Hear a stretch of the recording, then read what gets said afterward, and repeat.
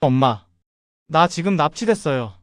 예비군 훈련을 마치고 3시간이나 늦은 아들에게서 걸려온 전화. 평범한 엄마라면 보이스피싱을 의심했겠지만 특전사 출신인 지수는 달랐습니다. 아들의 떨리는 목소리, 배경에서 들리는 기계음과 울림. 이건 진짜야. 그 순간 지수는 벽장 깊숙이 숨겨뒀던 군 시절 장비들을 꺼내기 시작했습니다. 10년 전 잊고 싶었던 트라우마가 되살아나고 범인은 지수의 암호명까지 알고 있었습니다. 아들을 구하기 위한 전직 특전사의 목숨을 건 작전이 시작되려는 순간, 과연 지수는 자신의 과거와 아들의 미래 둘 다 지켜낼 수 있을까요?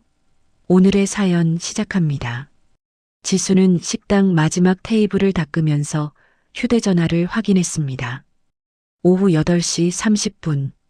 민준이가 예비군 훈련을 마치고 나올 시간이 한참 지났는데도 연락이 없었습니다.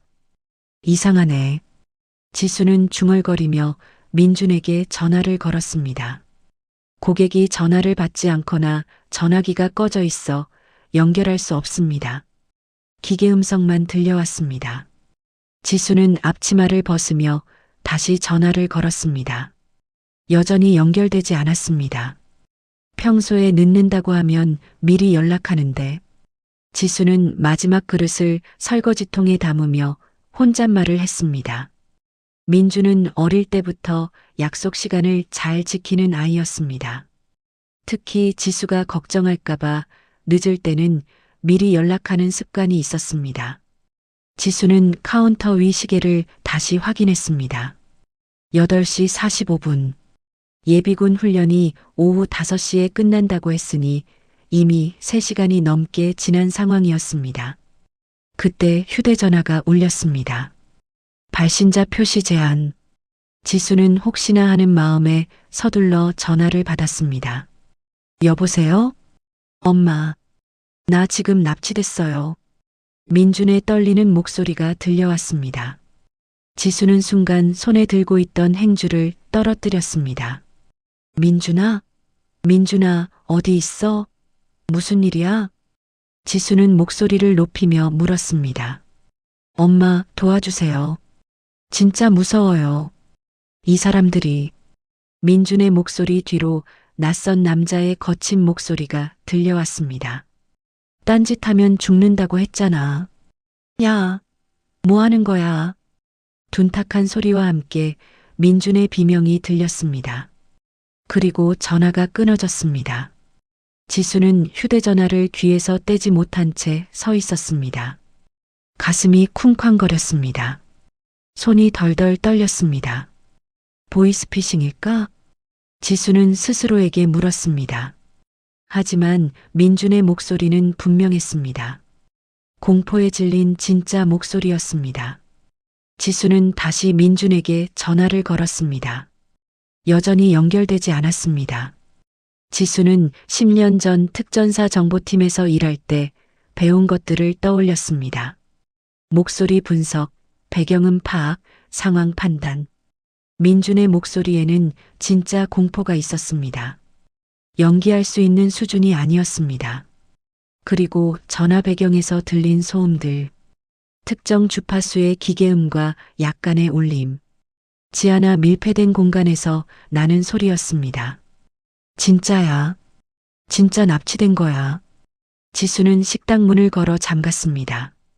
그리고 카운터 뒤 벽장으로 향했습니다. 벽장 깊숙한 곳에서 오래된 가방을 꺼냈습니다. 가방 안에는 10년 전 전역할 때 가져온 것들이 들어 있었습니다. 비상 연락망이 적힌 수첩, 소형 추적 장비, 그리고 절대 사용하지 않으리라 생각했던 비인가 통신 장비들.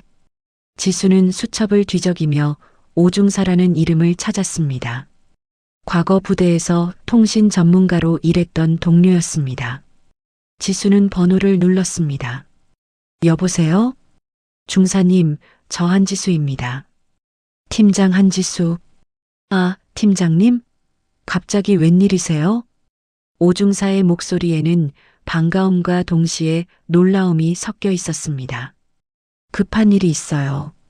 전화 발신지 역추적이 가능한가요? 사적인 일이에요. 지수는 목소리를 낮춰 말했습니다. 팀장님, 그런 건 지금 공식적으로 제가 가진 현금 전부 드릴게요. 제발 도와주세요. 지수의 절박한 목소리에 오중사는 잠시 침묵했습니다. 무슨 일이신가요? 제 아들이 납치됐어요. 지수는 짧게 상황을 설명했습니다. 오중사는 한숨을 쉬었습니다. 팀장님, 30분만 기다리세요. 뭔가 찾아볼게요. 고맙습니다. 지수는 전화를 끊고 다음 번호를 눌렀습니다. 현직 경찰관인 후배 김용호였습니다. 선배님? 용호야, 급한 부탁이 있어. 예비군 훈련소 주변 CCTV 확인이 가능해? 갑자기 왜요? 산불 우려 때문에 민간인 수색을 해야 하는데 협조가 필요해. 지수는 거짓말을 했습니다. 하지만 다른 방법이 없었습니다. 알겠습니다. 어느 훈련소요? 지수는 민준이 훈련받은 곳의 주소를 알려줬습니다. 그때 다시 전화가 울렸습니다. 또 발신자 표시 제한이었습니다. 지수는 손을 떨며 전화를 받았습니다. 여보세요? 안녕하세요, 블랙버드. 낯선 남자의 목소리였습니다. 그런데 그가 부른 이름에 지수는 얼어붙었습니다. 블랙버드. 10년 전 특전사에서 지수의 암호명이었습니다. 누구세요? 지수는 목소리를 가다듬으며 물었습니다. 아들 걱정 마세요. 아직은 안전하니까요. 뭘 원하는 거죠? 돈이 아니에요. 다른 걸 원해요. 남자의 목소리는 차가웠습니다. 뭘 원하죠? 10년 전 일에 대한 양심 고백을 준비하세요. 그때 당신이 무슨 일을 했는지 기억나죠? 지수는 가슴이 내려앉는 것을 느꼈습니다. 10년 전 작전. 김하사. 잊으려 했던 기억들이 되살아났습니다. 24시간 드릴게요. 그때까지 양심 고백문을 준비하세요. 그리고 경찰에 신고하는 순간 아들은 죽어요. 전화가 끊어졌습니다. 지수는 휴대전화를 내려놓고 벽에 기댔습니다. 10년 전 그 일이 지금 아들을 위험에 빠뜨리고 있었습니다. 오중사에게서 전화가 왔습니다. 팀장님, 대략적인 위치 찾았어요. 인천 북부 폐공단 쪽에서 신호가 나왔는데 정확한 곳은 좀 더 시간이 필요해요. 고마워요. 계속 추적해 주세요. 지수는 전화를 끊고 차 열쇠를 집었습니다. 일단 그 지역부터 가봐야 했습니다. 지수는 식당을 나서며 김용호에게 전화를 걸었습니다. 선배님, CCTV 확인했어요. 뭐 나왔어? 훈련소 정문에서 한 청년이 나오는 게 찍혔는데 검은색 밴이 접근해서 강제로 태우고 가더라고요. 지수는 핸들을 꽉 쥐었습니다. 차 번호는? 도난 신고된 차량이에요. 이미 추적 불가능하고요. 영상 보내줄 수 있어? 네, 지금 보내드릴게요. 잠시 후 지수의 휴대전화로 영상이 도착했습니다. 영상 속 민주는 훈련복을 입고 훈련소에서 나오고 있었습니다. 그때 검은색 밴이 급하게 다가왔습니다. 몇 명의 남자들이 내려 민준을 밀어 넣었습니다. 지수는 영상을 보며 이를 악물었습니다. 1시간 후 지수는 인천 북부 폐공단에 도착했습니다. 횡한 공장들과 녹슨 철제 건물들이 늘어서 있었습니다. 지수는 차에서 내려 주변을 살폈습니다. 군 시절 훈련받은 대로 조용히 움직였습니다. 버려진 공장 건물 앞에서 지수는 뭔가를 발견했습니다. 찢어진 천 조각이었습니다. 예비 군복과 같은 재질이었습니다. 민준이 것일까? 지수는 천 조각을 주워들었습니다. 그런데 뭔가 이상했습니다. 너무 깔끔하게 찢어져 있었습니다. 마치 일부러 찢어 놓은 것 같았습니다. 지수는 주변을 더 자세히 살폈습니다. 그때 공장 입구 근처에서 이상한 장치를 발견했습니다. 작은 상자에 전선이 연결되어 있었습니다. 폭발물? 지수는 가까이 다가가지 않고 멀리서 관찰했습니다. 10년 전 훈련 덕분에 급조 폭발물을 구별할 수 있었습니다. 다행히 모형이었습니다. 진짜가 아니라 위협용이었습니다. 함정이었구나. 지수는 뒤로 물러서며 중얼거렸습니다. 범인이 자신을 이곳으로 유인하려 했던 것입니다. 휴대전화가 울렸습니다. 김용호였습니다. 선배님, 큰일 났어요. 왜? CCTV 영상이 삭제됐어요. 해킹당한 것 같아요. 지수는 한숨을 쉬었습니다. 범인은 생각보다 치밀했습니다. 용호야, 미안하다. 나 때문에 곤란해진 것 같네. 괜찮아요. 그런데 선배님, 정말 산불 관련 수색이에요? 김용호의 목소리에 의심이 섞여 있었습니다. 그냥 급한 일이 있어서 그래. 혹시 도움이 필요하면 언제든 연락하세요. 지수는 전화를 끊고 차로 돌아왔습니다. 그때 휴대전화로 영상 메시지가 도착했습니다. 영상 속에는 의자에 묶인 민준이 있었습니다. 얼굴에 멍이 들어 있었습니다. 민준은 카메라를 보며 힘없이 말했습니다. 엄마, 무서워요. 빨리 와주세요. 영상이 끝났습니다. 곧바로 전화가 걸려왔습니다. 영상 봤죠? 범인의 목소리였습니다. 네가 누구든 당장 내 아들을 놔줘. 지수는 소리쳤습니다. 경찰에 알렸네요. 실망이에요. 나는 아무에게도 CCTV 영상 확인한 거 다 알고 있어요. 경고했잖아요. 지수는 입을 다물었습니다. 범인은 모든 걸 감시하고 있었습니다. 이제 두 번째 요구를 할게요. 당신이 군에서 불명예스럽게 쫓겨나는 시나리오를 방송국에 제보하세요. 뭐라고? 10년 전 작전 실패 책임을 지고 불명예 전역했다고 제보하라고요. 아니면 아들이 더 아파해요. 지수는 주먹을 쥐었습니다. 시간은 12시간. 그때까지 방송국 세 곳에 제보 완료하세요. 전화가 끊어졌습니다. 지수는 차 안에서 머리를 감쌌습니다. 아들의 목숨과 자신의 명예 사이에서 선택해야 했습니다. 박사령관님께 도움을 요청해보자. 지수는 옛 상사인 박사령관의 번호를 찾았습니다. 10년 전 자신의 멘토였던 사람이었습니다. 사령관님, 저 한지수입니다. 지수야? 오랜만이네. 무슨 일이야? 급하게 뵐 수 있을까요? 중요한 일이 있어서요. 지금? 네, 정말 급해요. 박사령관은 잠시 침묵했습니다. 그럼 1시간 후에 사무실로 와. 지수는 서울로 차를 돌렸습니다. 마지막 희망이었습니다. 1시간 후 지수는 박사령관 사무실 앞에서 무릎을 꿇었습니다. 사령관님, 제발 도와주세요. 박사령관은 놀라며 지수를 일으켜 세웠습니다. 야, 뭐 하는 거야? 일어나. 제 아들이 납치됐어요. 지수는 상황을 설명했습니다. 박사령관의 표정이 점점 굳어졌습니다. 지수야, 내가 도와주고 싶지만 이건 민간 사건이야. 군이 개입할 수 없어? 사령관님, 10년 전 김하사 기억나세요? 박사령관의 얼굴이 순간 굳었습니다. 왜 갑자기 김하사 얘기를? 범인이 그때 일을 알고 있어요. 제 암호명까지 알고 있고요. 박사령관은 의자에 앉으며 깊은 한숨을 쉬었습니다. 지수야, 정말 미안하지만 이건 내가 어쩔 수 없는 일이야. 군 전체가 흔들릴 수 있어.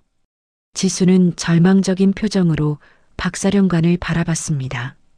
알겠습니다. 지수는 돌아서서 사무실을 나왔습니다. 박사령관은 지수의 뒷모습을 바라보며 주먹을 쥐었습니다. 지수가 사무실을 나간 후 박사령관은 책상에 앉아 깊은 생각에 잠겼습니다. 10년 전 그날이 선명하게 떠올랐습니다. 김하사 구출 작전. 지수가 끝까지 구하려 했던 부하.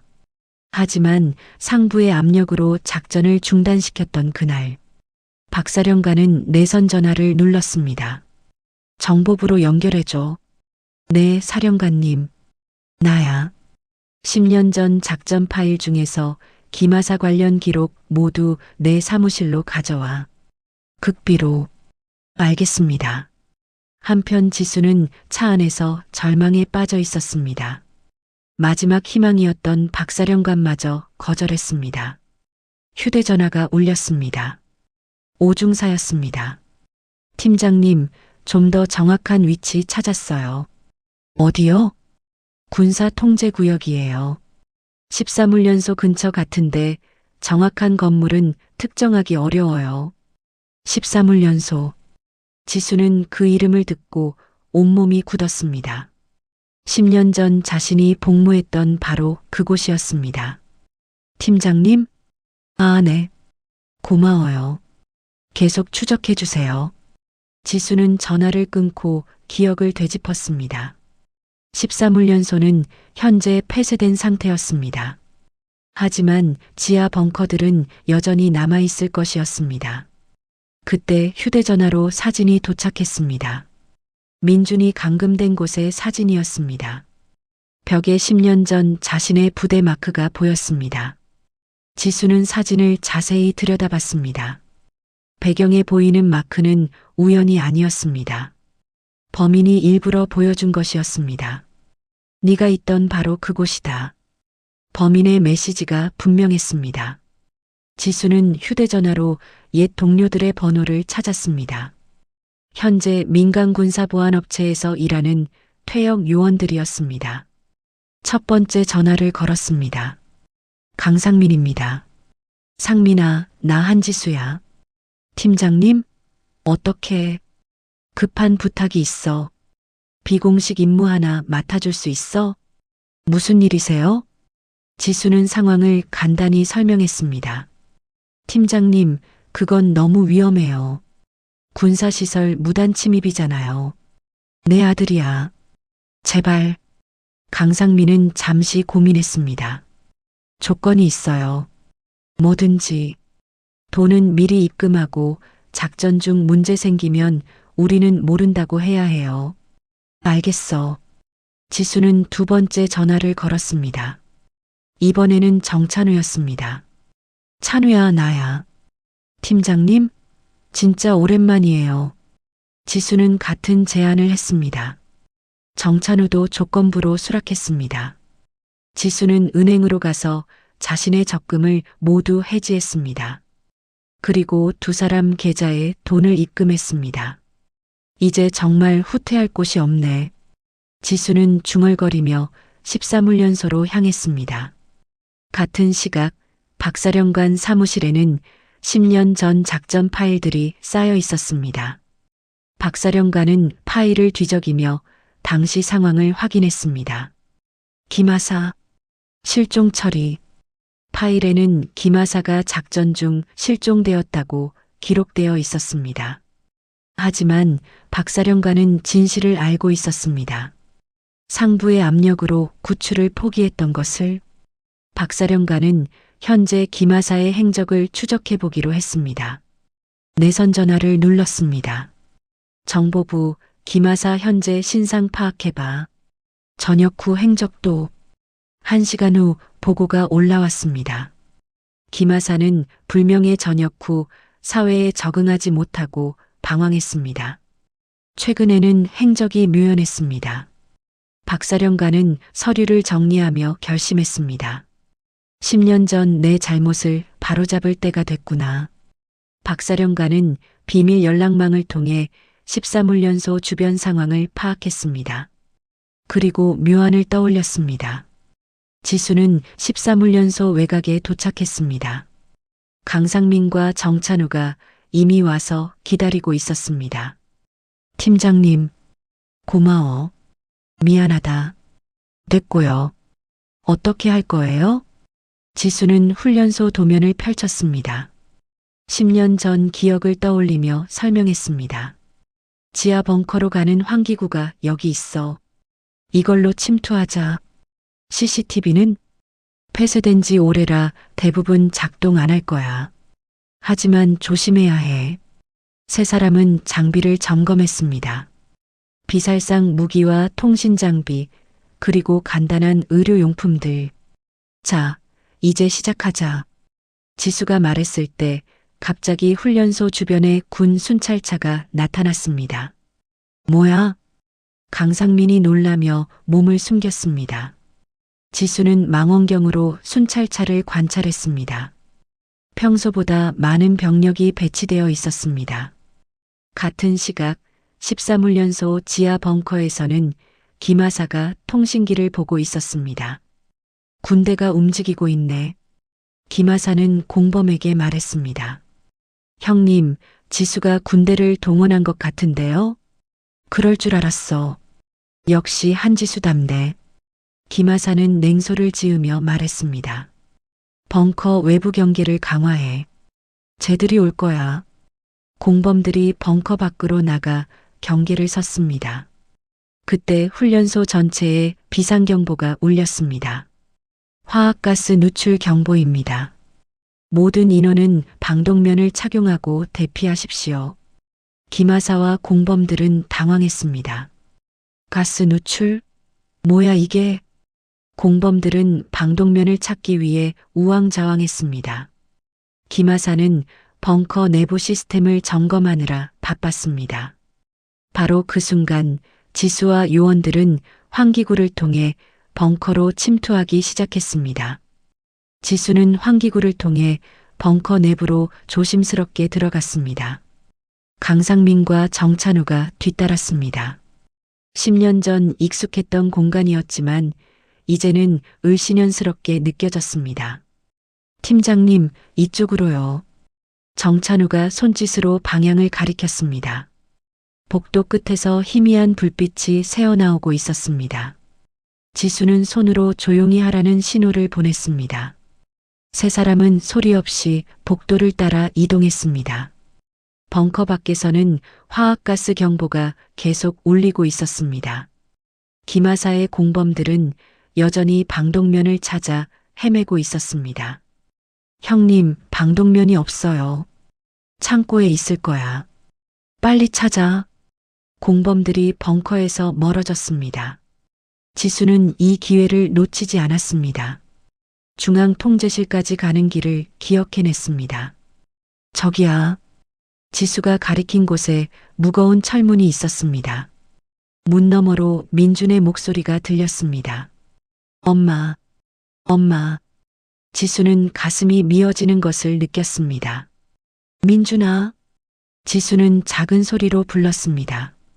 엄마, 엄마야. 민준의 목소리가 들렸습니다. 맞아, 엄마야. 곧 구해줄게.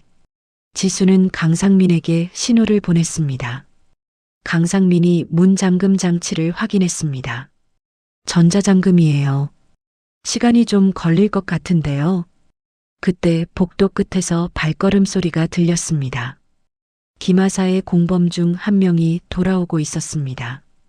지수는 일부러 소음을 냈습니다. 쇠붙이가 바닥에 떨어지는 소리였습니다. 누구야? 공범이 소리가 난 쪽으로 다가왔습니다. 정찬우가 벽 뒤에 숨어 기다렸습니다. 공범이 모퉁이를 돌자마자 정찬우가 뒤에서 목을 조였습니다. 공범은 저항할 틈도 없이 기절했습니다. 하나 처리했어요. 정찬우가 엄지손가락을 들어 보였습니다. 그때 통제실 문이 벌컥 열렸습니다. 김하사가 총을 들고 나타났습니다. 한지수. 김하사는 지수를 보며 소리쳤습니다. 오랜만이야, 김하사. 지수는 차분하게 대답했습니다. 정말 왔구나. 역시 한지수답네. 내 아들 놔줘. 아직 할 일이 남았어. 10년 전 얘기부터 하자. 김하사는 총구를 지수에게 향했습니다. 김하사, 진정해. 그때 일은 내가 설명할게. 설명? 지금 와서 무슨 설명이야. 김하사의 목소리에 10년간 쌓인 분노가 담겨 있었습니다. 넌 날 버렸어. 적진에 혼자 남겨뒀잖아.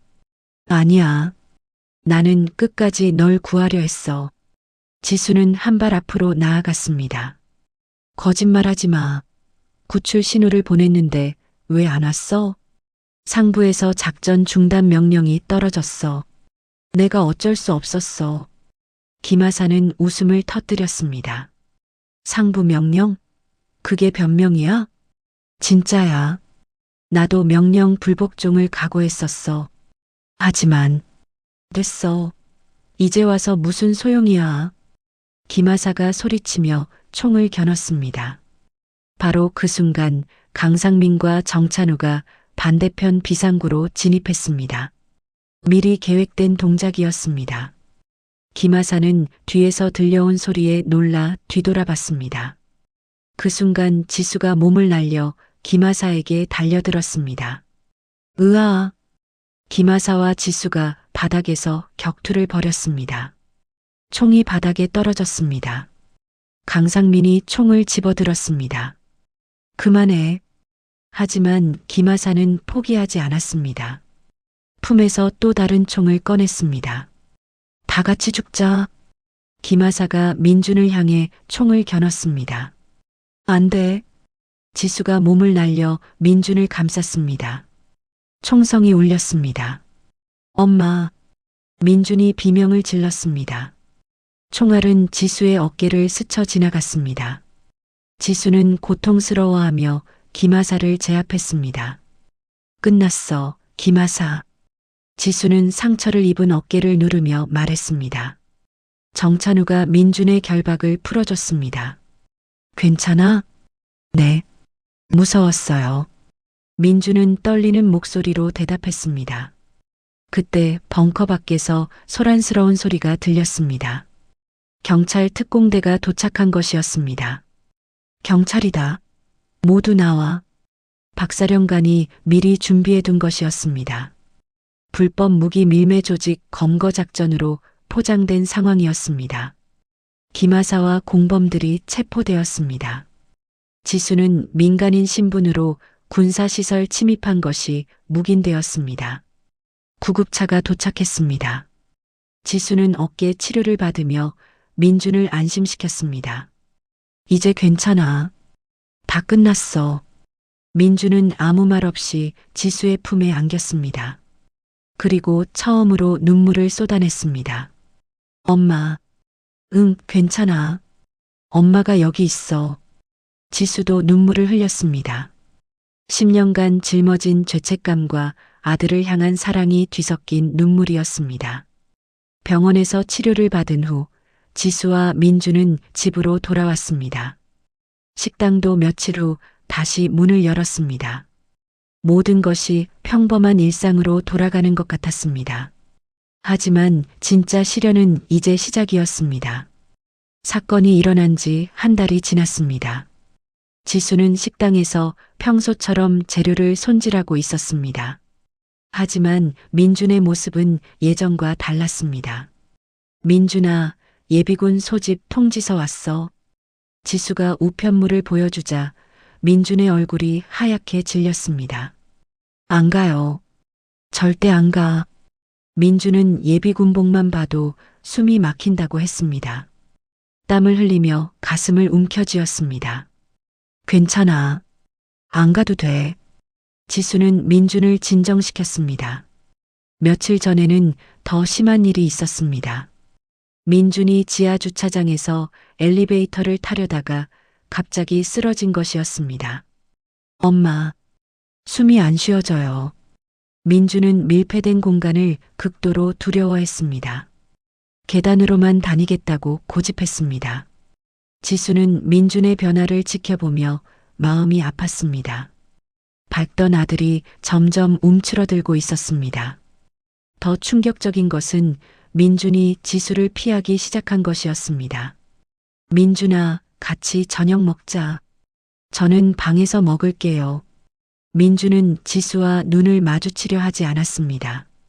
어느 날 밤 지수는 민준의 방 앞에서 들었습니다. 엄마가 무서워. 왜 그렇게 무서운 사람이 됐지? 민준이 혼자 중얼거리는 소리였습니다.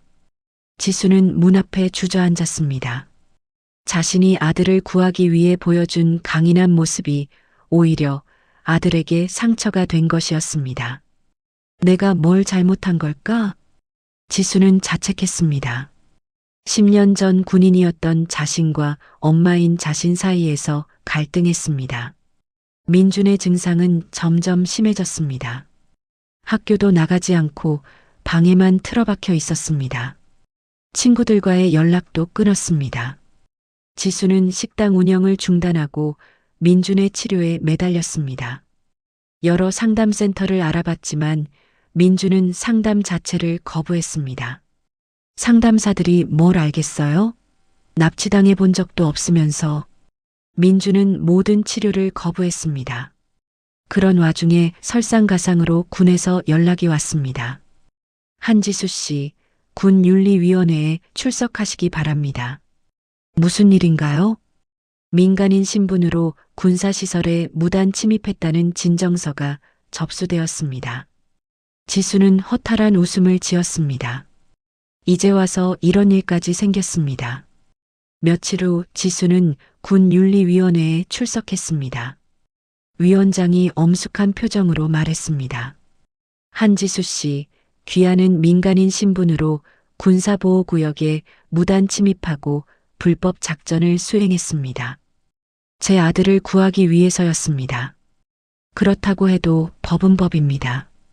또한 군의 명예를 실추시켰다는 진정도 있습니다. 위원 중 한 명이 서류를 들어보였습니다. 10년 전 작전 실패의 책임을 부하에게 전가했다는 내용입니다. 지수는 그 위원을 보고 깜짝 놀랐습니다. 10년 전 기마사 작전 당시 구출을 포기하라고 압력을 넣었던 바로 그 상사였습니다. 정말 뻔뻔하시네요. 지수가 중얼거렸습니다. 뭐라고 했습니까? 아무것도 아닙니다. 위원회는 지수의 모든 공적과 연금을 박탈하려는 움직임을 보였습니다. 지수는 아들의 정신적 외상과 자신의 사회적 몰락이라는 최악의 상황에 처했습니다. 그날 밤 집에 돌아온 지수는 민준의 방문을 두드렸습니다. 민준아, 엄마야. 대답이 없었습니다. 엄마가 많이 힘들어. 같이 얘기할 수 없을까? 여전히 대답이 없었습니다. 지수는 바닥에 앉아 문에 기댔습니다. 미안해, 민준아. 엄마가 너를 무서워하게 만든 것 같아. 문 너머로 민준의 흐느끼는 소리가 들렸습니다. 엄마도 무서워. 10년 전부터 계속 무서웠어. 그런데 널 지키려고 참았던 거야. 지수의 목소리가 떨렸습니다. 엄마도 상처받고 아파했어. 하지만 너만큼은 지키고 싶었어. 문이 조용히 열렸습니다. 민준이 빨간 눈으로 지수를 바라봤습니다. 엄마. 응. 저도 무서워요. 엄마가 무서운 게 아니라 저 자신이 무서워요. 민준이 처음으로 솔직한 마음을 털어놨습니다. 왜 나만 이런 일을 당했는지, 왜 엄마는 그렇게 강한지 모르겠어요. 지수는 민준을 안아줬습니다. 괜찮아. 엄마가 도와줄게. 우리 같이 이겨내자. 그날 밤 모자는 오랜만에 함께 울었습니다. 10년간 숨겨왔던 지수의 상처와 민준의 트라우마가 모두 쏟아져 나왔습니다. 엄마, 함께 상담받을 수 있을까요? 민준이 조심스럽게 물었습니다. 물론이지. 지수는 고개를 끄덕였습니다. 처음으로 희망이 보이기 시작했습니다. 며칠 후 지수는 박사령관에게서 급한 연락을 받았습니다. 지수야, 큰일 났어. 당장 내 사무실로 와. 무슨 일인가요? 전화로는 얘기할 수 없어. 빨리 와. 지수는 민준에게 말했습니다. 잠깐 나갔다 올게. 혼자 있어도 괜찮겠어? 네, 괜찮아요. 민준은 예전보다 많이 나아진 모습이었습니다. 지수가 박사령관 사무실에 도착하자 박사령관의 얼굴이 심각했습니다. 지수야, 윤리위원회 일이 예상보다 심각해. 어떻게요? 내 모든 공적을 말소하고 연금도 박탈하려고 해. 그리고 박사령관은 말을 머뭇거렸습니다. 그리고요? 나까지 연루될 수 있어. 너를 도운 게 다 들통났어. 지수는 당황했습니다. 사령관님까지 곤란하게 만들 생각은 없었어요. 알아. 하지만 이미 벌어진 일이야. 박사령관이 서류를 내밀었습니다. 이걸 서명하면 사건을 조용히 덮을 수 있어. 대신 넌 모든 걸 포기해야 해. 지수는 서류를 들여다봤습니다. 자신의 모든 군 경력을 부정하는 내용이었습니다. 시간을 주세요. 내일까지만 기다릴게. 지수는 무거운 마음으로 집에 돌아왔습니다. 민준이 거실에서 책을 읽고 있었습니다. 어떻게 됐어요? 아직 해결 중이야. 지수는 솔직하게 말하지 못했습니다. 그날 밤 지수는 잠들지 못하고 뒤척였습니다. 자신의 명예를 포기하면 모든 게 끝날 것이었습니다. 하지만 그것이 정말 옳은 일일까요? 다음 날 아침 민준이 지수에게 말했습니다. 엄마, 어젯밤에 엄마 방에서 우는 소리 들렸어요. 지수는 당황했습니다. 아니야, 괜찮아. 엄마, 저한테도 말해주세요. 우리 함께 해결하기로 했잖아요. 민준의 진지한 눈빛에 지수는 마음이 흔들렸습니다. 실은 지수는 모든 상황을 민준에게 털어놨습니다. 윤리위원회 일, 박사령관의 곤란한 처지, 그리고 서명해야 하는 서류까지. 민준은 조용히 들었습니다. 엄마, 서명하지 마세요. 뭐? 엄마는 잘못한 게 없어요. 저를 구한 거잖아요. 민준의 목소리에 확신이 있었습니다. 하지만 그러면 모든 게 망가져. 망가져도 상관없어요. 엄마가 거짓말하는 건 싫어요. 지수는 민준을 바라봤습니다. 언제 이렇게 의젓해졌을까요? 민준아. 엄마, 저 어젯밤에 엄마가 남겨둔 일지 읽었어요. 지수는 깜짝 놀랐습니다. 어떻게? 책상 서랍에 있던 거요. 10년 전 작전 일지요. 지수는 얼굴이 빨갛게 달아올랐습니다. 그 일지에는 기마사를 구하지 못한 죄책감과 자책이 가득 담겨 있었습니다. 엄마도 아팠구나 싶었어요. 엄마도 상처받고 괴로워했구나 싶었어요. 민준의 목소리가 부드러워졌습니다. 그리고 깨달았어요. 저를 구한 건 무서운 군인이 아니라 저를 사랑하는 엄마였다는 거리요. 지수의 눈에 눈물이 고였습니다. 엄마, 당당하게 싸우세요. 저도 도울게요. 네가 뭘 도와? 상담받으면서 많이 배웠어요. 트라우마는 혼자 견디는 게 아니라 함께 이겨내는 거라고요. 민준이 지수의 손을 잡았습니다. 엄마 혼자 다 짊어지려 하지 마세요. 지수는 민준을 안아줬습니다. 아들이 이렇게 성장해 있었다는 것이 신기하고 고마웠습니다. 알겠어. 끝까지 싸워볼게. 진짜요? 응. 우리 엄마 아들이 이렇게 말하는데 포기할 수 없지. 그날 오후 지수는 박사령관에게 전화했습니다. 사령관님, 서명 안 하겠어요. 지수야, 정말 괜찮겠어? 네. 대신 윤리위원회에서 10년 전 작전의 모든 진실을 밝히겠어요. 박사령관은 잠시 침묵했습니다. 알겠어. 나도 각오는 돼 있어. 사령관님도 힘들게 해서 죄송해요. 아니야. 이제야 10년 전 내 잘못을 바로잡을 기회가 온 것 같아. 지수는 전화를 끊고 민준을 바라봤습니다. 이제 정말 힘든 싸움이 시작될 거야. 괜찮아요. 엄마가 옳은 일하는 거니까요. 민준이 환하게 웃었습니다. 지수도 오랜만에 진짜 웃음을 지었습니다. 아들과 함께라면 어떤 시련도 이겨낼 수 있을 것 같았습니다. 자, 그럼 준비해보자. 우리가 이길 수 있는 방법을 찾아보자. 모자는 함께 앉아 작전을 짜기 시작했습니다. 이번에는 지수 혼자가 아니었습니다. 민준과 함께였습니다. 윤리위원회 2차 심의 당일 지수는 정장을 차려입고 나왔습니다. 민준이 넥타이를 정리해주며 말했습니다. 엄마, 화이팅 하세요. 고마워, 민준아. 지수는 민준의 손을 꽉 잡았습니다. 윤리위원회 회의실은 긴장감으로 가득했습니다. 위원장이 지수를 바라보며 말했습니다. 한지수 씨, 마지막 기회입니다. 합의서에 서명하시겠습니까? 아니요. 지수는 단호하게 대답했습니다. 그럼 징계 절차를 진행하겠습니다. 그때 지수가 일어섰습니다.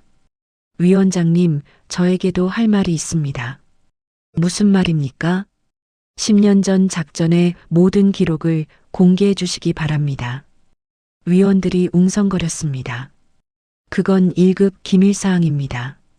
그렇다면 저는 이 모든 일의 진실을 언론에 공개하겠습니다. 지수는 준비해온 서류를 테이블에 놓았습니다. 10년 전 기마사를 벌인 건 제가 아닙니다. 상부의 작전 중단 명령 때문이었습니다. 위원 중 한 명이 얼굴을 붉혔습니다. 10년 전 지수에게 압력을 넣었던 바로 그 사람이었습니다. 그런 근거는 없습니다. 그때 회의실 문이 열렸습니다. 박사령관이 들어왔습니다. 있습니다. 박사령관이 두꺼운 파일을 들고 있었습니다. 박사령관님? 위원장이 놀라며 일어섰습니다. 10년 전 작전의 모든 기록입니다. 그리고 제 증언서도 있습니다. 박사령관은 파일을 테이블에 놓았습니다. 한지수 소령은 끝까지 기마사를 구하려 했습니다. 하지만 상부의 명령으로 작전이 중단되었습니다. 위원들이 파일을 뒤적였습니다. 그리고 그 명령을 내린 사람은 박사령관이 10년 전 상사를 가리켰습니다. 바로 저분입니다. 회의실이 소란스러워졌습니다. 이건 조작된 자료일 수 있습니다. 10년 전 상사가 당황하며 소리쳤습니다. 조작이라고요? 박사령관이 또 다른 서류를 꺼냈습니다. 당시 작전 로그와 통신 기록도 있습니다. 한지수 소령이 구출을 요청했지만 거부당한 기록 말입니다. 증거는 명백했습니다. 지수는 기마사를 벌인 적이 없었습니다. 오히려 끝까지 구하려 했던 것이었습니다. 위원장이 난처한 표정을 지었습니다. 이 자료들을 검토해 봐야겠습니다. 검토할 것도 없습니다. 박사령관이 단호하게 말했습니다. 한지수 소령은 부당하게 누명을 썼습니다. 그리고 이번 일도 아들을 구하기 위한 모성애였습니다. 지수가 일어서서 말했습니다. 저는 제 아들을 구했을 뿐입니다. 그것을 후회하지 않습니다. 하지만 법적 절차를 무시한 것은 그럼 묻겠습니다. 당신들의 자녀가 납치된다면 어떻게 하시겠습니까? 지수의 질문에 위원들이 말문이 막혔습니다. 며칠 후 심의 결과가 나왔습니다. 지수는 정상 참작으로 모든 혐의에서 벗어났습니다. 오히려 10년 전 공적이 재인정되었습니다. 집에 돌아온 지수를 민준이 안아주며 말했습니다. 축하해요, 엄마. 고마워, 민준아. 네가 용기를 줘서 할 수 있었어. 그날 저녁 박사령관이 식당으로 찾아왔습니다. 지수야, 수고했어. 사령관님이야말로 큰 결단을 하셨잖아요. 10년 전 내 잘못을 바로잡을 수 있어서 다행이야. 박사령관이 민준을 보며 말했습니다. 이 녀석이 엄마를 도왔다고 들었어. 네, 엄마 혼자 힘들어하는 게 보기 싫었거든요. 민준이 수줍게 대답했습니다. 훌륭한 아들이네. 지수야, 너 참 복 많아. 박사령관이 웃으며 말했습니다. 며칠 후 지수는 상담센터에서 민준과 함께 상담을 받았습니다. 많이 좋아지셨네요. 상담사가 민준을 보며 말했습니다. 네, 엄마와 함께 하니까 무섭지 않아요. 그리고 어머님도 많이 편해 보이세요. 아들이 제 마음을 이해해줘서 힘이 돼요. 지수와 민주는 서로를 바라보며 웃었습니다. 상담을 마치고 나오면서 민준이 말했습니다. 엄마, 이제 예비군 훈련도 갈 수 있을 것 같아요. 정말 무섭지 않아? 무섭긴 하지만 피하기만 할 수는 없잖아요. 엄마가 그렇게 가르쳐 줬으니까요. 지수는 민준의 어깨를 두드렸습니다. 천천히 하자. 급할 것 없어. 네, 엄마와 함께라면 뭐든 할 수 있어요. 그날 밤 식당에서 두 사람은 함께 설거지를 했습니다. 엄마, 박사령관님이 복직 제안하셨다면서요? 응, 군 심리치료 고문으로 오라고 하시더라. 어떻게 할 거예요? 거절했어. 지수는 설거지하던 손을 멈췄습니다. 이제는 팀장 한지수가 아니라 엄마 한지수로 살고 싶어. 좋은 선택이에요. 민준이 환하게 웃었습니다. 우리 식당이 제일 좋아요. 여기서 엄마와 함께 있는 게 가장 행복해요. 지수도 따뜻한 미소를 지었습니다. 진정한 평화를 찾았다는 생각이 들었습니다. 모든 상처는 아물었고 새로운 시작이 기다리고 있었습니다. 6개월 후 지수의 식당은 힐링 푸드 맛집으로 소문이 났습니다. 특전사 출신 사장님이 직접 만든 음식이라는 이야기가 퍼지면서 손님들이 줄을 섰습니다. 사장님, 오늘도 된장찌개 하나요? 단골 손님이 들어서며 인사했습니다. 네, 금방 해드릴게요. 지수는 환한 미소로 대답했습니다. 민주는 대학에 복학해서 정상적인 생활을 하고 있었습니다. 오늘도 수업을 마치고 식당으로 왔습니다. 엄마, 오늘 예비군 훈련 다녀왔어요. 어땠어? 처음에는 좀 떨렸는데 괜찮았어요. 엄마가 가르쳐준 호흡법이 도움됐어요. 민주는 더 이상 예비군복을 두려워하지 않았습니다. 오히려 당당하게 훈련에 참여했습니다. 자랑스럽다, 우리 아들. 지수가 민준의 머리를 쓰다듬었습니다. 그때 박사령관이 식당으로 들어왔습니다. 사령관님, 어서 오세요. 지수야, 바쁜데 괜찮아? 괜찮아요. 민준아, 사령관님께 인사드려. 안녕하세요. 민준이 정중하게 인사했습니다. 어이구, 많이 좋아졌네. 건강해 보여. 박사령관이 민준을 보며 흐뭇해했습니다. 지수야, 너한테 전할 소식이 있어. 무슨 소식이요? 김하사 말이야. 교도소에서 편지를 보냈어. 박사령관이 편지를 내밀었습니다. 지수는 편지를 받아 읽었습니다. 김하사가 모든 진실을 알게 되었다는 내용이었습니다. 그리고 뒤늦은 사과의 말들이 적혀 있었습니다. 한번 만나보실래요? 박사령관이 조심스럽게 물었습니다. 지수는 잠시 고민했습니다. 엄마, 가보세요. 민준이 먼저 말했습니다. 너도 괜찮겠어? 네, 이제 무섭지 않아요. 오히려 김하사님도 아팠을 것 같아요. 민준의 말에 지수는 놀랐습니다. 언제 이렇게 성숙해졌을까요? 며칠 후 지수는 교도소 면회실에 앉아 있었습니다. 김하사가 들어왔습니다. 많이 초라해진 모습이었습니다. 팀장님, 김하사는 지수를 보자마자 고개를 숙였습니다. 죄송합니다. 정말 죄송합니다. 김하사의 목소리가 떨렸습니다. 10년 동안 오해하고 살았어요. 팀장님을 원망하면서. 괜찮아. 이제 알았으니까. 지수는 차분하게 말했습니다. 아드님은 괜찮으세요? 응, 많이 좋아졌어. 정말 죄송해요. 제가 무슨 짓을 한 건지. 김하사가 눈물을 흘렸습니다.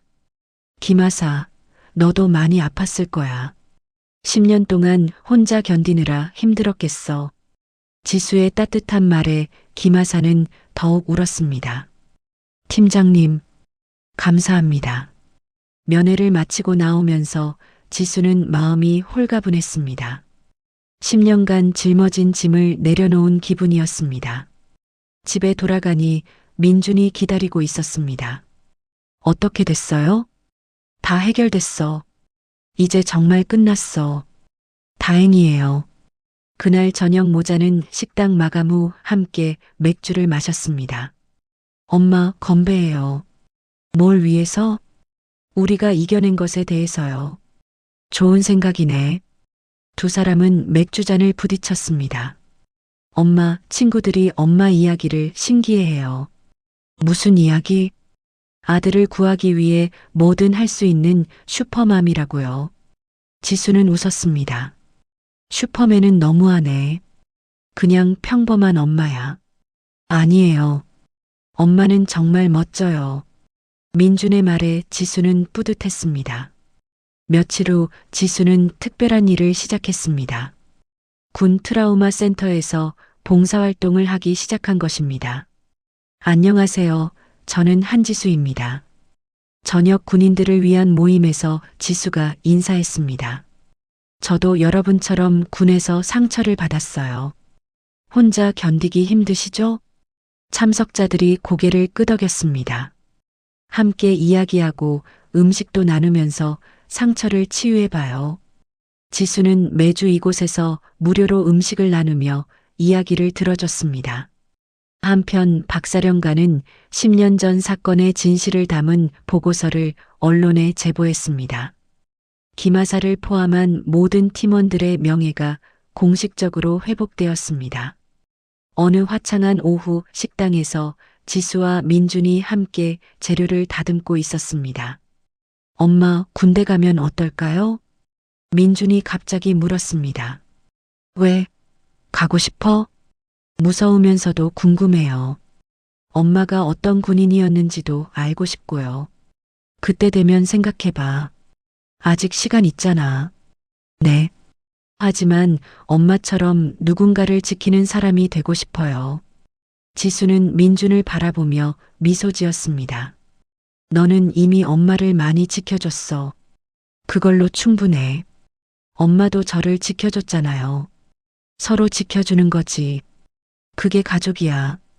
두 사람은 나란히 앉아 야채를 다듬었습니다. 평범하지만 소중한 일상이었습니다. 해가 지고 있었습니다. 식당 창문으로 따뜻한 노을이 들어왔습니다. 지수와 민주는 서로를 바라보며 웃었습니다. 모든 상처를 이겨내고 더욱 단단해진 모자였습니다. 엄마 사랑해요. 나도 사랑해, 민준아. 평범한 일상 속에서 찾은 진정한 행복이었습니다. 지수는 더 이상 과거에 얽매이지 않았습니다. 민준도 트라우마를 극복하고 밝은 미래를 꿈꾸고 있었습니다. 식당 밖으로 저녁 손님들이 하나둘 들어오기 시작했습니다. 새로운 하루가 시작되는 순간이었습니다. 지수는 아들을 구하기 위해 10년간 봉인했던 과거를 다시 꺼내들어야 했습니다. 특전사 시절의 냉철함과 엄마로서의 절절한 사랑이 만나 기적을 만들어냈죠. 하지만 진짜 승부는 아들을 구한 뒤에 시작되었습니다. 트라우마에 시달리는 아들, 자신을 두려워하는 아이를 보며 지수는 깨달았습니다. 가장 강한 힘은 총이나 전술이 아니라 서로를 이해하고 함께 상처를 치유하는 것이라는 걸 말이죠. 지금도 지수와 민주는 작은 식당에서 평범한 일상을 보내고 있습니다. 때로는 웃고 때로는 과거를 그리워하면서도 서로에게 의지하며 살아가고 있어요. 진정한 강함이란 혼자 모든 걸 짊어지는 것이 아니라 함께 손을 잡고 일어서는 것이라는 걸 이들이 보여준 것 같습니다. 이야기를 끝까지 들어주신 분이 계시다면 잘 들었다고 댓글 하나만 남겨주세요. 감사합니다.